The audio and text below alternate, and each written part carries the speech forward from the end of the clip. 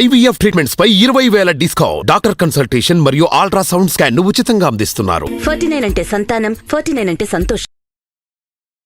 నమస్తే రమ్మగారు. నమస్తే జీవ్. రమ్మగారు, ఏదైనా ఒక పెద్ద స్టోరీ, పెద్ద కథ, రకరకాల మలుపులు, ట్విస్ట్లు, ఇంట్రెస్టింగ్లు చెప్తాం. పూర్వం గంగానది తీరంలో కనకతటం అనే ఒక రాజ్యం ఉండేది. దానికి కనకవర్షుడు అనే ఒక ప్రభు ఉండేవాడు.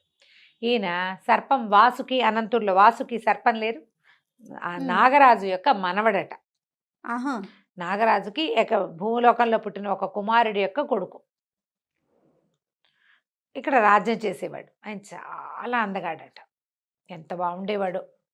అయితే ఒకసారి ఏమైందట, కోట బయట ఒక చిత్రకారుడు ఒక కాగితం అంటించాడు, ఒక మన ఫ్లెక్సీ లాంటిది పెట్టాడు. ఏంటంటే, నన్ను మించిన చిత్రకారుడు ఈ లోకంలో లేడు, ఈ చిత్రకారులను నన్ను జయించదలుచుకున్న వాళ్ళు పరీక్షించుకోవచ్చు అని. అయితే ఆ బయట ఉన్న సైనికులు, వాడు ఎవడో తెచ్చి ఒక ఫ్లెక్సీ పెట్టాడండి, ఇలా రాశాడు అనేసరికల్లా అతన్ని తీసుకురమ్మన్నారు. తీసుకురమ్మంటే రోలదేవుడు అతని పేరు, చిత్రకారుడి పేరు.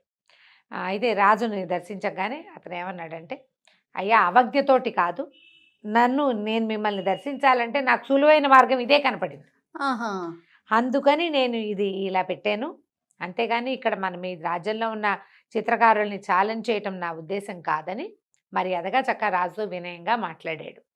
మాట్లాడితే, సరే మీరు మంత్రులు వాళ్ళంతా ఏమన్నారంటే, నువ్వు చిత్రకారుడు అన్నావు కదా, మా రాజుగారి బొమ్మ వెయ్యి అనేసరికల్లా సరే సరంజామా అంతా అతను ఏదో సంచిలో కొని తెచ్చుకున్నాడు. ఒక పెద్ద పటం పట్టుకొచ్చారు. రాజు చాలా అద్భుతమైన అందమైన వాడు, ఎంత బాగున్నాడో ఆయన, మన్మధుడిలాగా ఉంటాడు, చాలా పెద్ద పర్సనాలిటీ, చాలా అద్భుతమైన కళ్ళు, చాలా చక్కటి ముఖం, అసలు ఆయన ఓవరాల్గా చాలా అందం. మొత్తం పిక్చర్ వేసాడు. వేశాక మంత్రులు వాళ్ళు ఆశ్చర్యపోయారు. రాజుకి అసలు ఫోటో ట్రూ కాపీ లాగా ఉంది పిక్చర్, ఎంత బాగా చేసావు, చాలా బాగుంది. అయితే మరి రాజుగారు ఒక్కరే ఉంటే చిత్రంలో బాగుండలా, రాణుల్లో ఎవరో ఒక రాణిది ఒక బొమ్మ వేయమన్నారు.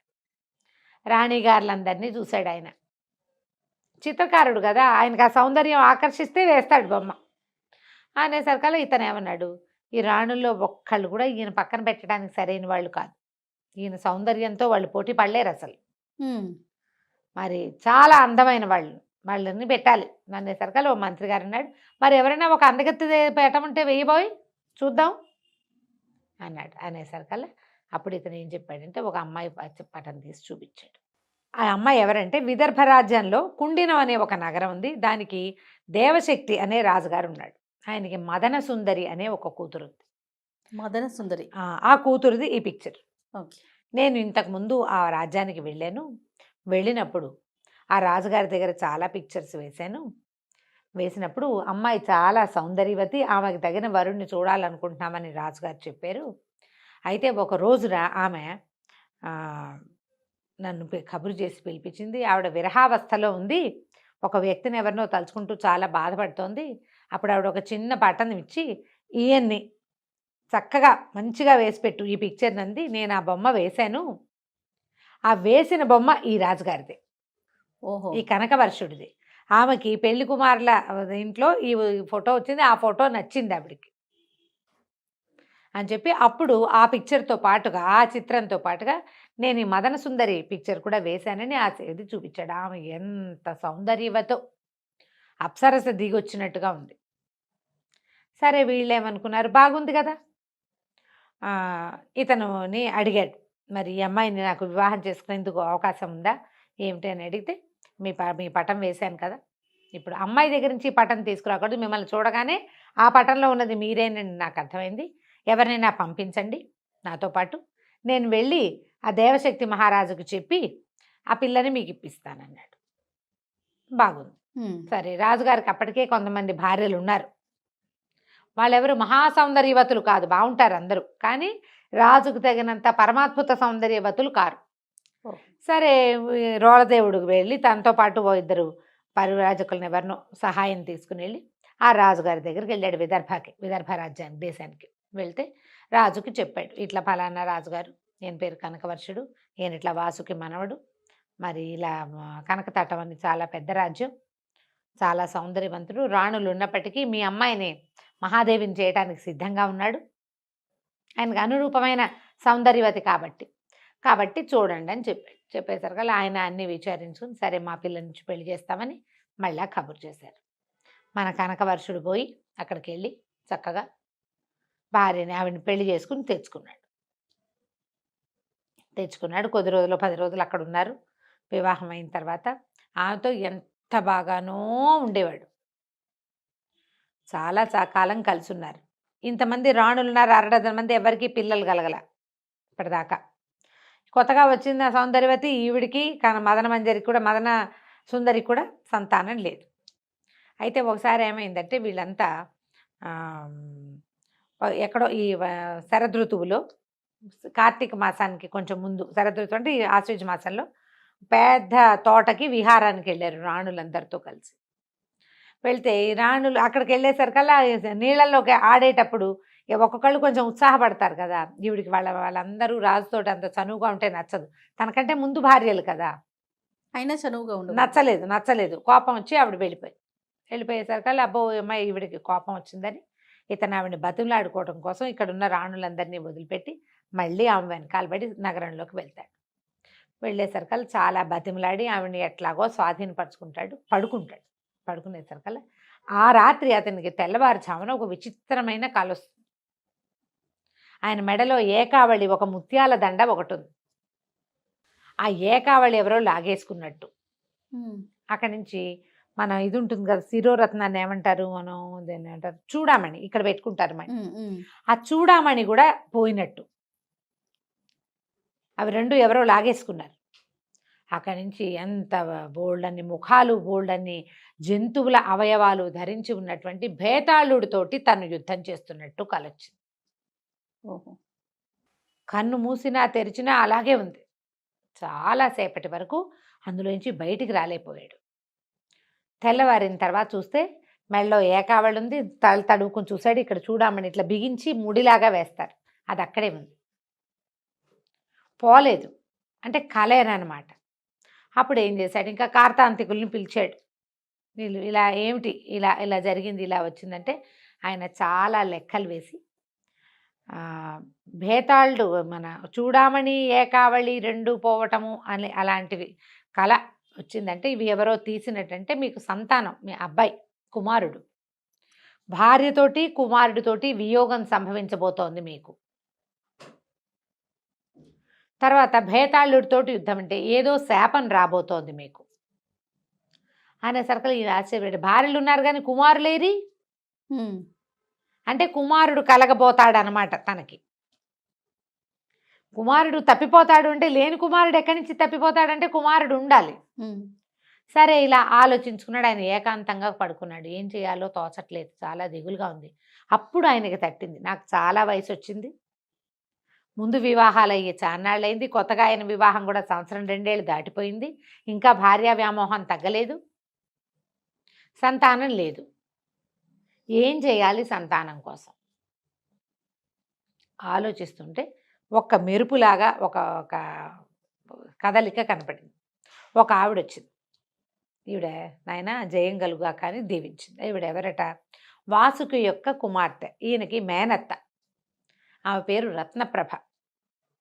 నువ్వేం దిగులు పడదు, నువ్వు ఇలా తలుచుకుంటావు, నీ రక్షణ కోసం నా తండ్రి నన్ను ఎప్పుడూ చెప్పాడు, మా వాడు దిగులుగా ఉన్నప్పుడు, చింతాక్రాంతుడుగా ఉన్నప్పుడు చూడమని. ఇప్పటికి వచ్చింది నీకు అవస్థ, నీకోసం వచ్చాను. నీకు సంతానం కలగాలంటే కుమారస్వామిని ప్రార్థించాలి. ఈ కుమారస్వామిని ప్రార్థించడం అంటే చాలా కష్టం.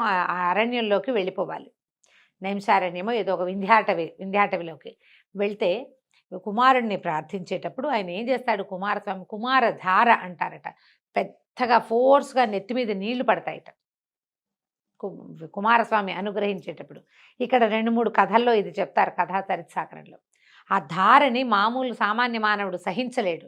ఆకాశం నుంచి పడతాయి నెత్తి మీద నీళ్లు. ఏదైనా అసలు షవర్ లాంటివి సడన్గా పడితేనే హడిలిపోతాం. జలపాతాల కింద తలుంచడం చాలా టెన్షన్గా ఉంటుంది. ఆ కుమారధారని తట్టుకోవాలి, తపస్సుకి కూడా కష్టం. కాబట్టి నేనేం చేస్తానంటే నీ శరీరంలో చొచ్చి ఉంటాను, ఎందుకంటే నాగులు కామరూపులు, నీ శరీరంలో ఉంటా, నువ్వు అడవిలో కష్టాన్ని అనుభవించగలుగుతావు, నేనున్నాను కాబట్టి నా శక్తి వల్ల. కుమారధారని కూడా సహించగలుగుతావు, కుమారస్వామిని ఒక కుమారుణ్ణి ఇవ్వమని కోరుకో, నీకు పుత్ర సంతానం కలుగుతుంది అని చెప్పేసరికి ఈయన వెంటనే సరే అనుకుని సంతానం కోసం తన తపస్సుకు వెళ్తున్నానని చెప్పి తన రాజ్యాన్ని భార్యలని అన్ని మంత్రులు కట్టుదిట్టం చేసి మంత్రుల చేతిలో పెట్టి కాలినడకన వింధ్యాటవికి బయలుదేరాడు. అటవీ మార్గంలో చాలా కష్టము, ఇబ్బంది సబ్బంది చాలా ఉన్నాయి. అయితే శరీరంలో చొచ్చి ఉన్నటువంటి ఆ నాగ శక్తి వల్ల ఆయనకి ఏమి ఇబ్బంది కలగల. అలాగే వెళ్ళిపోయాడు. వెళ్ళాడు, అక్కడి నుంచి అఖండంగా తపస్సు చేయటం మొదలుపెట్టాడు.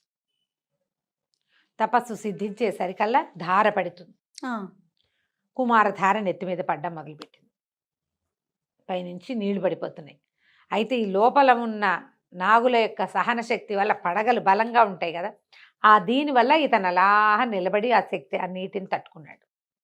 కుమారస్వామి విపరీతమైన పరీక్షలకి గురి చేస్తాడని చెప్తారు. ఈ కథల్లో అట్లా కనపడుతుంది అనమాట. తన అన్నయ్య అయినటువంటి గజాననుని ప్రోత్సహించాడు, వీడిని టెస్ట్ చేయమని భక్తుడు. చేయమంటే ఈ తపస్సు చేసుకుంటున్న వాడి దగ్గరికి పెద్ద మహానాగం ఒకటి, ఒక పెద్ద సర్పం ఫుత్కారం చేస్తూ వచ్చింది. ఈయన సర్పానికి కూడా భయపడలే, ఎందుకంటే లోపల సామాన్య మానవుడే అయితే భయపడతాడు. అవును, మనం ఒక తల పామును చూసి ఉలిక్కి పెడతాం, 10 తలల శేషుణ్ణి చూస్తే హడిలిపోతాం కదా. కానీ అతను హడలలా లోపల ఉన్న నాగశక్తి వల్ల. అక్కడి నుంచి వినాయకుడు పరీక్షని పెంచి తానే స్వయంగా గజరూపాన్ని దాల్చి ఎదురు రొమ్ములో కుమ్మేసేట. అయినా సరే తగ్గలేదు. నేను వెనక్కి వెళ్ళక తనకి పరీక్షలు సంభవిస్తున్నాయని తెలుసుకుని నన్ను కరుణించమని వినాయకుడిని కూడా ప్రార్థించాడు. దాంతో వీడు గట్టి భక్తుడేనని సర్టిఫికెట్ ఇచ్చేసి వినాయకుడు వెళ్ళిపోయాడు. కుమారస్వామి చాలా సంతోషంగా ప్రత్యక్షమయ్యాడు. కుమారుడు అంటే బాలుడు కదా, బ్రహ్మచారి. నేను ఆ బ్రహ్మచారి స్వరూపంలో ప్రత్యక్షమై, ఏమిటి నాయనా నీ కోరిక అంటే, నాకు ఒక ఇట్లా చాలామంది భార్యలు ఉన్నారు, కుమారుడిని ప్రసాదించు, నా రాజ్యానికి ఉత్తరాధికారి లేడు అని ప్రార్థించాడు. ప్రార్థిస్తే తప్పకుండా నా దయ వల్ల నీకు కుమారుడు కలుగుతాడు అని చెప్పి వెళ్ళిరమ్మన్నాడు. వెళ్ళిరమ్మంటూ కుమారస్వామి ఏమన్నాడు, ఆయన ఆ వింధ్యాటవిలో ఒక దేవాలయంలో ఉంటాడు, లోపల ఉన్నాడు ఒక భవనంలో. లోపలికి వెళ్తూ గర్భంలోకి ప్రవేశించు, ప్రసాదం తీసుకెళ్దుగానని చెప్పాడు గర్భగుడిలోకి. సరే ఇతను ఏం చేశాడు, అలాగేనని ఎప్పటి నుంచో తపస్సులో ఉన్నాడు కదా, కాళ్ళు చేతులు మొహం కడుక్కుని దేవాలయ ప్రవేశం ఆ గర్భాలయ ప్రవేశం చేయబోయాడు. అయితే ఈయన శరీరంలో దాగి ఉన్నటువంటి నాగశక్తి స్త్రీ కదా, ఆవిడ ఇలా కుమారస్వామి ఎదురుపడడానికి భయం. ఆ గర్భంలోకి వెళ్ళటము అంటే ఆయనకి ఎదురుపడాల్సి వస్తుందని ఆమె తొలగిపోయిందట, పక్కకి వెళ్ళిపోయింది. రత్నప్రభ వెళ్ళిపోయేసరికల్లా ఈ సామాన్యంగా మానవీయ శక్తితోటే గర్భాలయ ప్రవేశం చేశాడు కనకవర్షుడు. లోపలికి వచ్చినటువంటి వాడు ఇందాక తను చూసినటువంటి ప్రచండ భక్తుడుగా కాకుండా సామాన్య మానవుడిగా తెలిసాడు కుమారస్వామికి. ఆయనకి వెంటనే వీడు ఏం చేసి తనని ఇంప్రెస్ చేశాడో అర్థమైపోయింది. ఆయన లోపలున్న నాగశక్తిని అప్పుడు ఆయన చూడలా, ఇప్పుడు చూసేశాడు.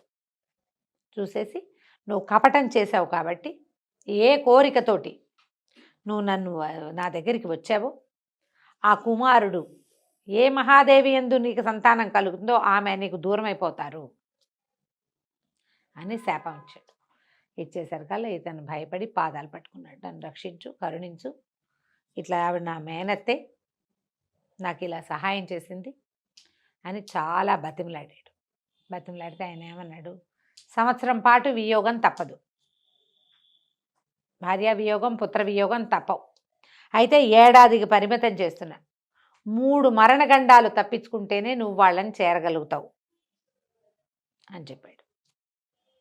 ఇది ఇప్పుడు ఏకావళి చూడామణి పోయినాయి.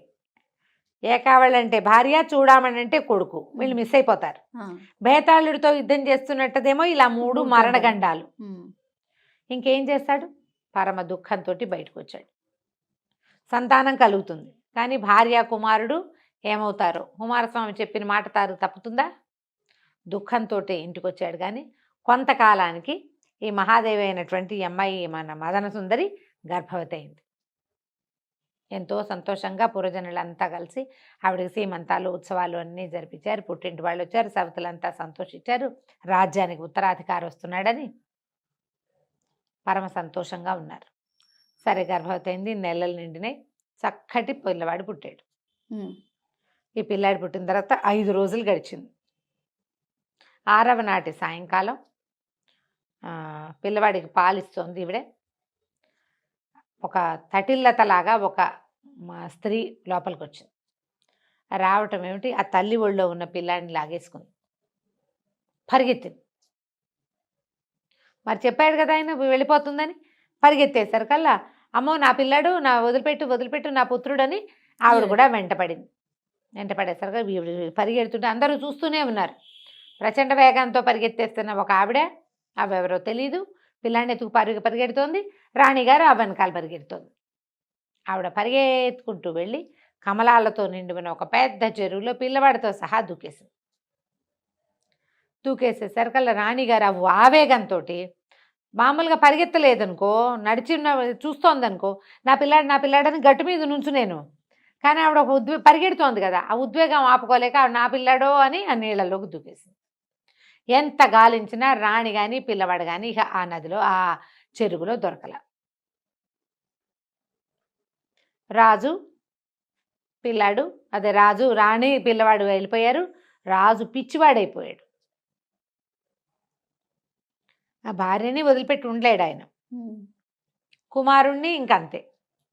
ఇప్పుడు 3 మరణగండాలు దాటాలి. ఈయన రాజ్యంలోనే కూర్చుంటే మరణగండాలు ఎట్లా దాటుతాడు? మళ్ళీ కుమారస్వామి కోసమో ఎవరో ఒకళ్ళ కోసం ప్రయత్నం చేయడం కోసం ఎక్కడ ఈ సమస్యకి సమాధానం లభిస్తుందో తెలియక రాజ్యాన్ని విడిచిపెట్టి అడవుల్లో పడ్డాడు ఈయన. అడవుల్లో పడి తిరుగుతున్నాడు ఆయన, ఏమీ తోచక. పాపం వెళ్తుంటే ఏమైంది, ఒక్కడే వెళ్తున్నాడు, ఒక సింహం ఈయన మీద పడింది. మామూలుగా రాజనే సర్కల్ ఒక అత్తి కటారు, సూర్య కటారి, ఏదో చిన్నది పిడిబాకో ఏవో ఒకటి ఉంటాయి ఆయుధాలు. ఏ ఆయుధము లేదు ఆయన దగ్గర. ఎందుకంటే ఆయన వేటకి రాలేదు, పౌరుష ప్రదర్శన లేదు అక్కడ. ఒక నిస్సహాయ స్థితిలో తిరుగుతున్నాడు. ఇక ఈ సింహం వచ్చి పడేసరికల్లా అయిపోయాను అనుకుంటే ఈ లోపల ఏమైంది, తటాలున ఎక్కడి నుంచో వచ్చినటువంటి ఒక యోగి ఈ సింహాన్ని 2 ముక్కలుగా కోసేసాడు, కత్తి పెట్టి కొట్టేశాడు. సింహం పక్కకు పడిపోయింది. నేను ఆశ్చర్యపోయాడు. ఆయన ఎవరో, నువ్వు మహానుభావుడివి, నన్ను రక్షించావు, లేకపోతే నేను ఈ గండం తప్పేది కాదు, చచ్చిపోయేవాడిని నేను. ఆ పైగా ఈయనకి ఓపిక లేదు, సింహాన్ని ఎదిరించి పోరాడే సత్తా కూడా లేదు. అప్పుడు ఇతను ఏం చెప్పాడంటే, అయ్యా మీరు నన్ను గుర్తించలేదు, ఒక శ్రమణకుడిని ఇదివరకటి కాలంలో మీరు చేసిన సహాయం వల్ల నాకు ఇబ్బంది తీరిపోయింది, నాకు విద్యాధరత్వం సంప్రాప్తిస్తుందని ఈ అడవికి వచ్చి తపస్సు చేసుకుంటున్నాను, మిమ్మల్ని రక్షించాక నాకు విద్యాధరత్వం వస్తుందని నా గురువు చెప్పాడు, నేటితో నా శాపం కూడా తీరిపోయింది, నీ వల్లే నేను రక్షించబడ్డాను అని చెప్పి నాకు ఈ శరీరం కూడా పోతుంది, నేను విద్యాధరుణ్ణి అయిపోయి నా దారిని నేను వెళ్ళిపోతానన్నాడు. అనేసరికల్లా అప్పుడు ఈయన కనకవర్షుడు తనకి వచ్చినటువంటి ఇబ్బంది, ఈ పరిస్థితి గురించి చెప్పాడు. చెప్పేసరికల్లా నాకు ఎక్కడ దొరుకుతుంది, నా భార్య ఎక్కడ దొరుకుతుంది, నా పిల్లాడు ఎక్కడ దొరుకుతాడంటే, ఈయన ఏమన్నాడంటే వింధ్యవాసిని సేవించు. వింధ్యవాసిని అనేది అమ్మవారు. వింధ్యాటవిలో కొండ మీద పైన ఉంటుందట ఆమె. వింధ్యవాసిని సేవించు, ఆమె ఈ కుమారస్వామి యొక్క శాపాన్ని తప్పించగలదు. ఆయన శపించాడు నేను, ఆ శాప విమోచనం లభిస్తుంది, లేదా సమాధానం లభిస్తుంది. భార్య పిల్లాడు ఎక్కడున్నారో తెలుస్తారు ముందు మనకి అని చెప్పాడు. చెప్పేసరికల్లా సరేనని అక్కడి నుంచి ఈ వింధ్యవాసిని కోసం బయలుదేరి వెళ్ళేసరికల్లా వింధ్యాటవిలో విపరీతంగా ఏనుగులు 4 దంతాలు ఉంటాయి అక్కడ. అయితే ఏమైంది, ఆ అడవిలో ప్రయాణిస్తూ ఉంటే ఆ అడవిలో ప్రయాణాలకి ఒక్కళ్ళే ఎప్పుడు వెళ్ళరు. ఎప్పుడు కూడా లోకశాస్త్రం ఏంటంటే అడవిలో వెళ్ళేటప్పుడు 4 కలిసి వెళ్ళాలి. ఒక్కళ్ళే వెళ్ళేటప్పటికి వీళ్ళకి దాని పైగా వాటిని ఎట్లా బీట్ చేయాలి, అడవిలో జంతువుల ప్రవర్తనలు అవి తెలియ. వేటకెళ్ళేటప్పుడు రాజులు కూడా ఏం చేసేవాళ్ళు, ప్రత్యేకంగా వేట కుక్కలు, వేటగాళ్ళు, అడవి ఆనుపాను తెలిసిన వాళ్ళు, ఇవి ఏనుగులు సంచరించే మార్గమా, పుల్లు సంచరించే ప్రదేశమా, ఎక్కడ లేళ్ళు ఉంటాయి, ఎక్కడ దుప్పులు ఉంటాయి, అది తెలిసి ఉంటారు. ఈయనకేం తెలుసు, గుడ్డెద్దు చేలా పడ్డట్టు వెళ్ళిపోతున్నాడు. ఏనుగులు సంచరించే ఒక మార్గంలోకి వెళ్ళిపోయాడు. వెళ్ళిపోయేసరికల్లా ఒక ఆడ ఏనుగు వెనకాల పరిగెడుతున్నటువంటి ఒక మగ ఏనుగును ఢీకున్నాడు. కాస్తుంటే చంపేసేదే. ఆ 4 దంతాలకి చిక్కితే చాలా ప్రమాదం అయ్యేది. అది తన తొండంతో చుట్టి విసిరేసేసింది.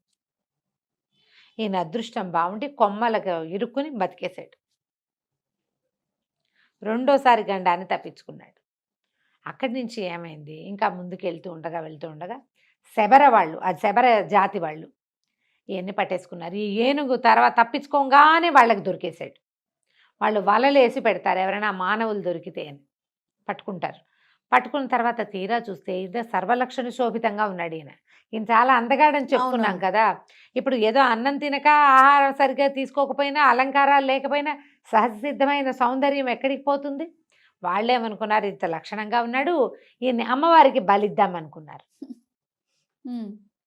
బలి చేయాలి మరి. బలి ఇవ్వడానికి వేళ్ళు కాళ్ళు అన్నీ చూసారు, ఎక్కడా దెబ్బలు గాయాలు లేవు, అన్ని అవయవాలు సరిగ్గా ఉన్నాయి. శబరలు పట్టేసుకున్నారు. సవర శబర ఇలా రెండు పేర్లు వేరువేరుగా ఉంటాయి. ఇప్పుడు సవరలు అంటారు, శబర జాతి అదొక కోయ జాతి అనమాట. అక్కడి నుంచి ఈ శాంబరి మంత్రం అలాంటివి వింటూ ఉంటాం. అవును. ఈ శబర వాళ్ళు పట్టేశారు, పట్టి ఇతను పట్టుకుపోయారు, ఒక చోట కట్టేశారు.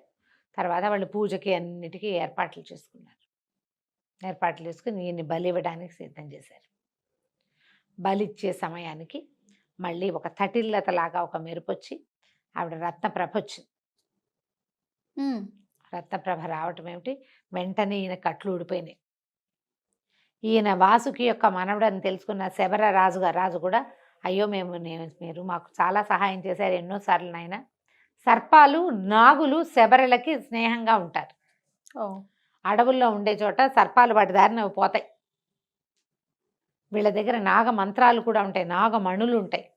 నాగులే వీళ్ళకి స్వయంగా మణులు ఇచ్చినవి కూడా జరుగుతాయి. ఎక్కడైనా పొరపాటున పాములు కాటేస్తే వాటికి ప్రత్యేకమైన మూలికలు సమాధానాలు ఉంటాయి. వాళ్ళకి ఆ రెండు జాతులకి స్నేహం ఉంటుంది. వాళ్ళు ఆశ్చర్యపోతారు, అయ్యో ఈయన ఇట్లా ఎందుకు తిరుగుతున్నాడు ఏంటంటే అప్పటికి సంవత్సర కాలం పూర్తయింది. ఆవిడ ఏం చేసిందంటే ఏడాది నిండిన పిల్లవాడిని తీసుకొచ్చి అప్పచెప్పింది. మదన సుందరిని కూడా తీసుకొచ్చింది. ఇది సంవత్సర కాలం అని నాకు తెలుసు, నీ పిల్లాడిని నీ భార్యని నా సంరక్షణలో ఉంచుకున్నాను. వీళ్ళు ఎక్కడికో అయిపోయే బదులు ఇప్పుడు నా వల్లే నీకు ఈ శాపం వచ్చింది. సంతానం ఈవిడ వల్లే కలిగింది పాపం. అదే, కానీ ఆవిడ శక్తి ఉండటం వల్లే కుమారస్వామికి నచ్చలేదు. మనిషి తన తపోబలంతో తనని జయించాలని కోరుకుంటాడు భగవంతుడు. దానికి దైవశక్తి తోడవకూడదు. మానవుడు తన భక్తితోటే సాధించాలి. దాంతో మళ్ళీ భార్యని కుమారుణ్ణి ఈయనకు అప్పచెప్పింది. ఈయన వాళ్ళిద్దరిని తీసుకుని పరమ సంతోషంతో మళ్ళీ తన ఊరికి చేరుకున్నాడు.